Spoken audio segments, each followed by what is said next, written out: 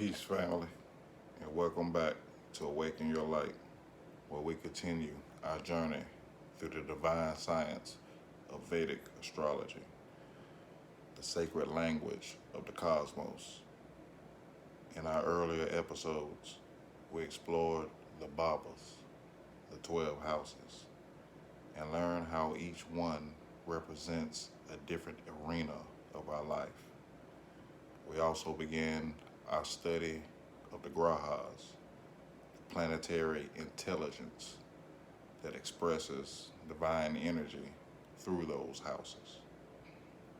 We started with the sun, Surya, the radiant soul, the divine spark within us all.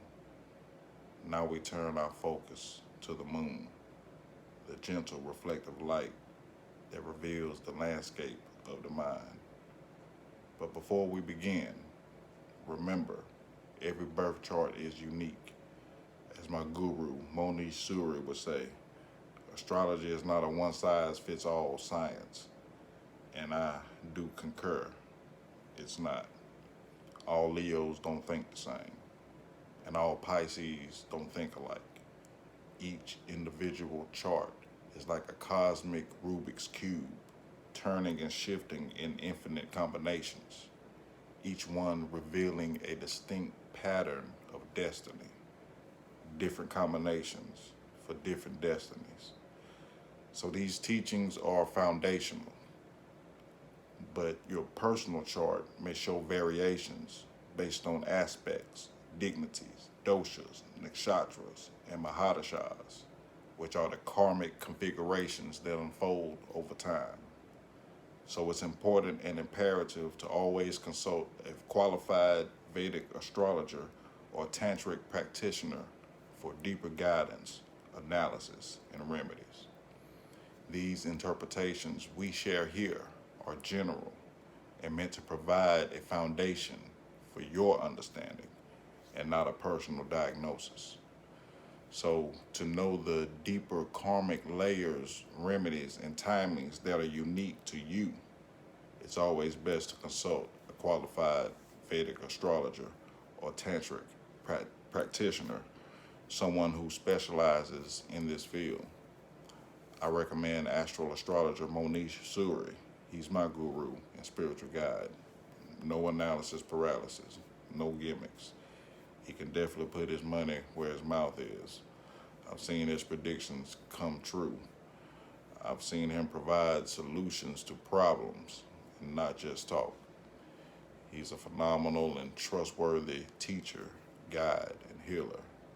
He brought me to the light and set me on the right path when I was in darkness, just running around in circles. And I'm forever grateful to him. And as part of my karmas, it is my duty to help spread this knowledge and help uplift fallen humanity and provide healing and solutions through the truth, utilizing this divine and sublime science. Now let's take a look at the moon, its mythology, and its meaning. In Vedic astrology, the moon, known as Chandra or Soma, governs the manas, which is the mind or mental faculties, and the flow of our emotions, memories, and inner reflections. While many traditions view the moon as feminine, in the Vedic system, the moon is masculine, a divine being by the name of Chandra.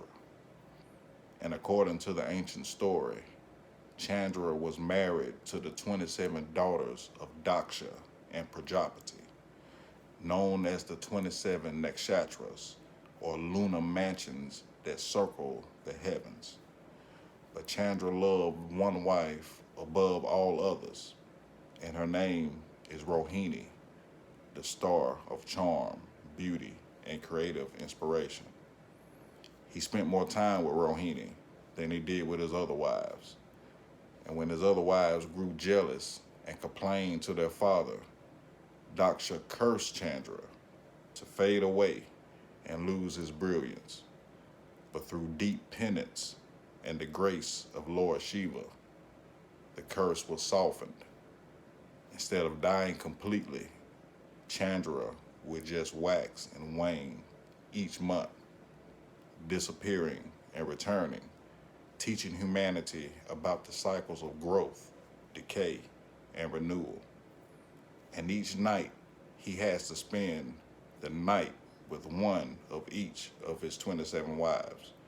So every night, the moon changes Nakshatras, the 27 lunar mansions inside the 12 houses of the zodiac. And this is the reason why there is no one size fits all in astrology. When someone says, I'm a Leo this or she's a Gemini that, that means absolutely nothing. Zodiac signs are just cosmetic, but the nakshatra is what really tells you the flavor and the quality of an individual. In the West, that sun sign stuff is just general, but in actuality, the sun stays in the zodiac sign for a whole month, but the moon travels through each nakshatra every night. And since the moon is our emotional mind, that means that our minds change. It changes through the quality of the nakshatra that it sits in. It changes daily through the transit, and it changes due to the waxing and waning phases. This is why Vedic astrology is more accurate than the Western astrology. This is what makes it more microscopic. This is how you predict, because without nakshatra, prediction is impossible. I've come to realize that the planets alone don't give the results, but it's a nakshatra that it sits in that gives the results. And I mean, it really blew my mind, but that's another segment. Thus, the moon became a living symbol of change, emotion, and rhythm, reflecting the tides of our inner world. And I want to discuss the roles of the moon in the chart. In the birth chart, the moon represents how we feel, how we nurture, and how we perceive the world emotionally. It reveals our instincts, our habits, and the state of our inner peace. And when the moon is bright and strong, the mind is stable, reflective, and creative. But when the moon is dark or afflicted, emotions can become turbulent, leading to confusion, anxiety, or instability. The moon is also deeply connected to memory, imagination, and receptivity. It reflects how we absorb the energy of life around us and how we respond to the people and environments that shape us. In the first house, the ascendant, it makes you the emotional self. The moon makes you intuitive, magnetic, and deeply connected to others. It gives you a nurturing and caring disposition. In men, which I've observed throughout my research, have a feminine-like disposition, because you got to remember that it's the house of self and your physical identity and body. And since we give the moon the feminine connotations, although it's masculine in Vedic philosophy, it gives men those soft and nurturing qualities, soft looks and speech, which is nothing wrong. It just makes them a natural nurturer and gives them that nurturing spirit.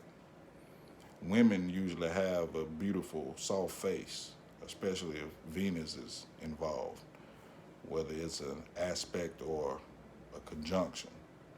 But if it's afflicted, it can make you overly emotional and sensitive, exhibiting mood swings, or being overly self-conscious.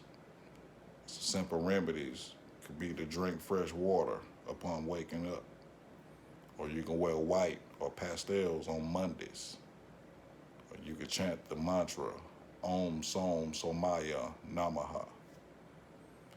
When the moon is in the second house, you gain emotional security through values and speech.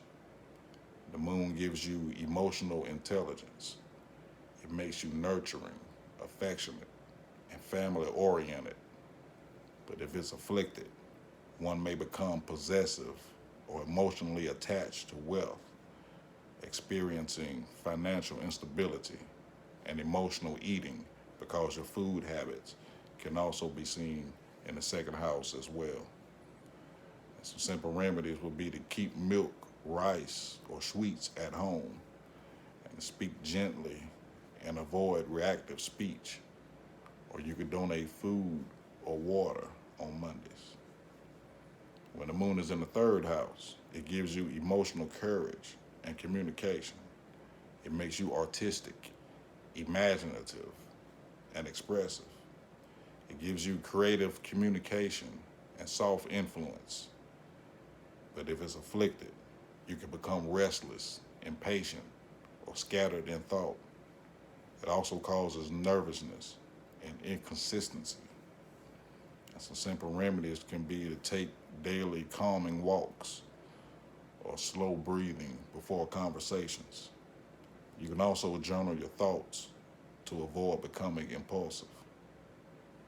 When the moon is in the fourth house of emotional roots and inner peace, the moon makes you nurturing, calm, and connected to the home and to your mother. It gives you deep emotional roots and strong intuition. But if it's afflicted, you may face emotional storms at home and instability. And some simple remedies could be to keep the bedroom peaceful, or to place a silver water bowl by the bed. Or you can honor or connect with your mother or the mother figure. The moon is in the fifth house, creative emotion and romance. The moon makes you joyful, expressive, and gives you childlike creativity. It gives you imagination, romantic grace, and artistic flow. But if it's afflicted, it can make you dramatic or emotionally indulgent. And by being in the house of speculation, it may cause emotional gambling and sensitivity, and romance problems. And simple remedies could be to meditate before creative work or to practice patience with children. When the moon is in the sixth house, get emotional service and healing. The moon makes you empathetic, caring, and willing to help others.